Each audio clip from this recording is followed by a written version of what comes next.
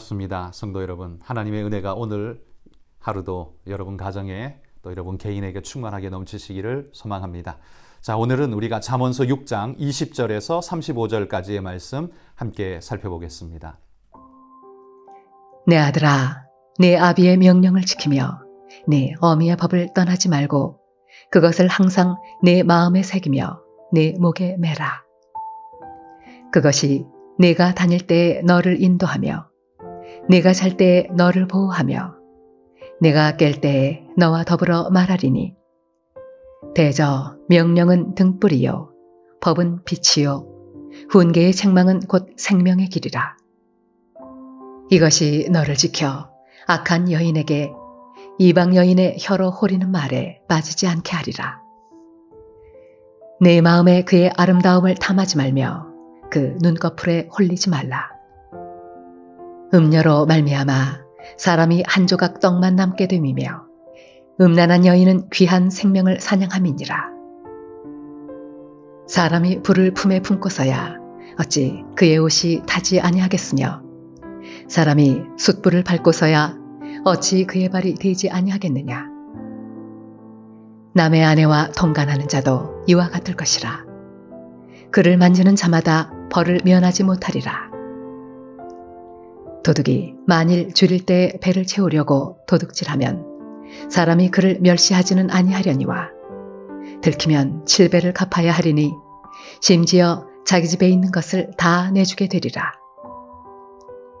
여인과 간음하는 자는 무지한 자라. 이것을 행하는 자는 자기의 영혼을 망하게 하며 상함과 능욕을 받고 부끄러움을 씻을 수 없게 되나니 남편이 투기로 분노하여 원수 갚는 날에 용서하지 아니하고 어떤 보상도 받지 아니하며 많은 선물을 줄지라도 듣지 아니하리라.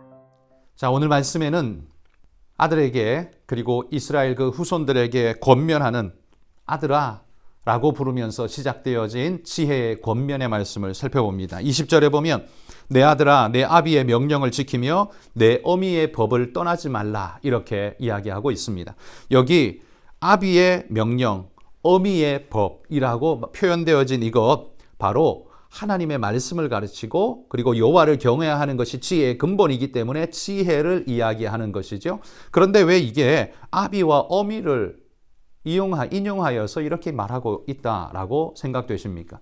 아버지와 어머니가 우리에게 전해준 그 명령의 법, 그건 거부할 수 없고 우리에게 오로지 좋은, 거부해서는 안 되는 전통적인 검증되고 보증된 조상적부터 내려오는 참되고 바른 것을 의미하기 위해서 아비와 어미를 언급하면서 이렇게 이야기하고 있는 것 같습니다. 네 아비도 네 어미도 이 법에 순종했고 이 말씀대로 살아 오늘까지 이렇게 평안한 가운데 왔다. 너도 그러하라 라는 메시지가 아닌가 저는 그렇게 생각됩니다. 자, 이 법을 21절 항상 네 마음에 새기며 네 목에 매라 이렇게 말합니다. 마음에 새기고 목에 매면 어디를 가든지 항상 함께하고 분리되어지거나 떨어지는 일이 없지요. 그러므로 이 메시지는 너는 지혜를 한시도 떠나게 하지 말고 늘 함께 하라라고 말하는 겁니다. 참된 지혜는 우리 삶에 없어도 되는 때가 있는 것이 아닙니다. 어떤 때는 지혜가 없어도 되는 그런 때가 있느냐? 그런 때가 없다는 겁니다. 한시도 우리는 지혜와 떠나서 있을 수 없고 늘 지혜롭게 지혜를 가지고 살아야 한다라는 거예요. 왜냐하면 22절 그것이 네가 다닐 때에 너를 인도하며 네가 잘 때에 너를 보호하며 네가 깰 때에 너와 더불어 말하리니 이렇게 말합니다. 인도하고 보호하고 더불어 함께한다 이렇게 이야기하지요. 지혜가 너와 함께 이렇게 한다는 건 이 무슨 말입니까? 이건 지혜는 너의 등불이 되고 빛이 되고 생명의 길이 된다. 그러니 너는 이걸 절대로 벗어나거나 놓아서는 안 된다. 이 캄캄한 세상을 살아갈 때에 이 지혜가 너의 빛이 되어서 너의 갈 길을 인도해 줄 것이며 여러 길들 중에서도 마땅히 가야 할 길을 너에게 알게 해서 너를 이끌어 줄 것이다 라고 이야기하는 겁니다. 그러므로 우리 마음에 새기고 목에 메어서 늘 그것을 따라가는 삶을 살아야 한다라는 거죠. 왜 지혜를 꼭 붙잡아야 하는가 이유가 여기서 기록되어 있는 겁니다. 그 지혜가 우리의 삶을 바르게 인도하고 또 보호하고 동행해 줄 것이기 때문에 그렇습니다. 그런데 이 지혜의 길이 아니라 이 지혜의 길에서 우리를 무너뜨리려 하는 24절에 보면 유혹자들이 있죠. 이것이 너를 지켜 악한 여인에게 이방 여인의 혀로 호리는 말에 빠지지 않게 하리라. 우리가 이전 1장에서 살펴볼 때 이걸 음녀라고 표현을 했었습니다. 이 음녀라고 대변되어지는 악한 여인 그리고 이방 여인. 왜 이방 여인일까요? 여호와를 모르고 하나님의 말씀을 전혀 마음에 안중에 두지 않는 그런 존재. 그런데 아주 성적인 유혹으로 죄에 빠뜨리려고 유혹하고 끌어당기는 존재. 그래서 이걸 음녀라는 표현으로서 이야기를 하고 있는 겁니다. 이런 음녀에게서부터 나를 보호하고 지켜주는 엉뚱한 걸로 우리를 막 빨아들이려고 하는 이 잘못된 자에게서부터 우리를 지켜주는 게 무엇이라고요? 지혜라고 말하는 겁니다. 이 거짓된 유혹에 빠지지 않도록 우리를 돕습니다. 그런데 이 이방 악한 여인과 이방 여인은 25절에 보면 네 마음에 그의 아름다움을 탐하지 말며 그 눈꺼풀에 홀리지 말라. 아름다운 외모와 그 유혹적인 눈꺼풀로 그를 끌어당기고 있는 유혹하고 있는 그런 모습을 25절이 보여주지요. 지혜가 없으면 어떻게 해요? 완전히 미혹되어져서 홀려서 끌려갈 수밖에 없다라는 겁니다. 그렇지만 지혜는 그렇게 너로 하여금 미혹되어 완전히 끌려가도록 그렇게 내버려 두지 않고 너를 지켜주고 보호해 줄 것이다 라고 말하고 있는 겁니다. 음녀는 결국 어떻게 해요? 25절에 보면 음녀로 말미암아 사람이 한 조각 떡만 남게 될 것이다. 왜? 모든 걸 탕진하고 다 잃어버리고 쏙 빨아먹어 남는 건 아무것도 없게 될 것이다 라는 거죠. 한 조각 떡만 남게 되며 그리고 음란한 여인은 귀한 생명을 사냥하게 될 것이다. 우리가 사냥당하는 존재가 되고 말 것입니다. 그리고 숯불을 품은 것처럼 거기에 대게 되는 그런 큰 피해와 아픔을 입게 되는 그런 존재가 될 수밖에 없다는 거죠. 음녀, 아름답고 홀리는 눈꺼풀로 우리를 유혹하는 그런 형태를 띠지만 정작 우리는 어떻게 해요?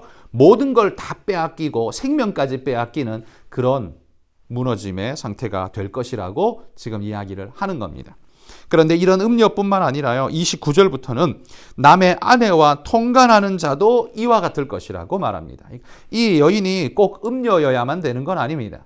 남의 아내와 통간하는 자도 이와 같을 것이라 간음의 이야기를 하고 있는 거죠. 이런 자는 어떻게 됩니까? 31절에 보면 7배나 갚아 주어야 할 것인데요. 심지어 자기 집에 있는 것을 다 내주게 되리라. 망하게 될 것이다 라고 말하죠. 32절에는 자기의 영혼을 망하게 될 거라고 말합니다. 그리고 33절에는 상함과 능욕을 받고 부끄러움에 씻을 수 없는 상태가 되게 될 것이다 라고 말합니다. 그리고 34절에는 결코 용서되어지거나 없던 걸로 할 수 없는 반드시 갚음이 주어지게 될 것이다 라고 말하고 있습니다. 자, 오늘 말씀해 보면 잠언서 전체가 지혜에 대비되는 존재로 음녀를 삼고요. 지혜롭지 못한 일에 성적인 부분을 강조하고 있습니다. 왜 지혜는 이 성적인 부분을 이렇게 많이 강조할까요? 우리를 무너뜨리는 가장 강력한 블랙홀 같은 힘을 가지고 있는 죄악의 요소가 성적인 부분을 통해서 우리를 빨아들인다라는 거지요. 여러분, 우리가 무너지게 되는 많은 부분이 바로 이 부분에서 무너집니다. 그런데 지혜는 그런 것에서부터 너를 지킬 것이다. 그런데 여러분, 수학 잘한다고 거기 안 빠지겠습니까? 논리가 뛰어나다고, 언변이 좋다고 거기 안 빠지겠습니까? 사업 수완이 좋다고 거기 안 빠지겠습니까? 전혀 상관이 없죠. 오직 여호와를 경외하는 자만이, 하나님의 말씀을 마음에 새기고 미간에 메고 늘 하나님의 말씀을 중심으로 사는 자만이 이 음녀에게서부터 보호받고 건진받을 수 있을 것이며, 모든 것을 탕진하고 잃어버리고 자기 영혼까지 망게 되고 부끄러움에 떨어지고 갚음이 다 갚을 수 없는 상태에 늘 쫓기고 그런 신세가 되어지는 그런 상태에 빠지지 않게 해줄 것입니다. 이게 얼마나 아름답고 귀한 지혜의 일이냐라는 거죠. 여러분 오늘 우리 하루 살아가면서 이 지혜가 내 삶을 굳건히 인도해 주시기를 하나님 앞에 바라면서 믿음으로 나아가시기를 소망합니다. 여러분 우리 마음의 유혹을 따라가지 말고 육신적 유혹에 끌려가면 앞은 좋지만 뒤는 쓰디쓴 고통과 죽음밖에 없다는 사실을 우리가 기억하면서 믿음으로 오직 주님 앞에 나아가는 그런 성결한 믿음의 일꾼들이 다 되시기를 주의 이름으로 축복합니다. 이 시간 같이 기도하지요. 기도할 때 유혹과 정욕에 이끌리는 것이 아니라 지혜를 따라 사는 삶이 될 수 있도록 하나님이 인도해 달라고 여러분 기도해 주시고요. 오늘 선교의 기도는 필리핀의 정성호 김선자 선교사님 위해서 기도해 주십시오. 건강 지켜주시고 경찰학교 사역과 목회자 연장교육과 여러 전도사역, 교회 사역들을 잘 감당하시도록 힘주시고 능력 달라고 기도해 주시면 감사하겠습니다. 같이 기도하겠습니다. 하나님 아버지 감사합니다. 주님이 우리에게 말씀을 주시고 우리 삶의 지혜를 주실진데 우리는 우리 욕심이 원하고 우리 육체가 요구하는 이런 음녀의 유혹에 쉽게 빠지고 무너지는 것을 하나님 우리가 봅니다. 이 미련하고 어리석은 우리를 긍휼히 여겨주시고 오직 하나님의 기뻐하시고 선하신 뜻을 쫓아 하나님의 말씀 따라 하나님 이 구덩이에 빠지지 않고 믿음의 길에 굳건히 서는 우리 모두가 될 수 있도록 주옵소서. 주님 주신 말씀이 있어야만 이 음녀의 유혹에서부터 우리를 지켜낼 수 있는 줄 압니다. 수많은 물질과 유혹에서부터 우리 자신을 옳고 바른 경건한 자리에 지켜낼 수 있을 줄 믿습니다. 하나님 우리에게 이 귀한 지혜 잃어버리지 않게 하여 주시고 하나님 말씀 따라 살아가겠노라. 오늘도 결단하며 주님 쫓는 우리 모든 성도들이 되도록 하나님 인도하여 주시옵소서. 하나님 감사합니다.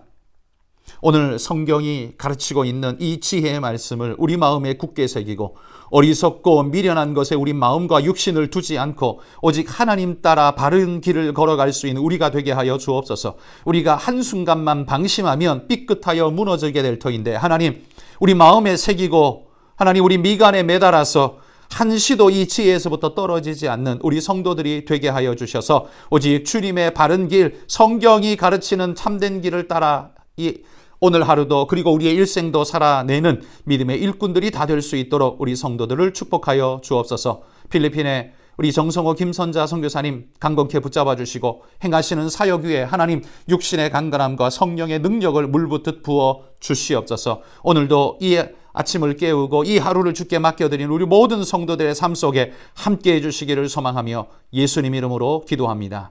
아멘.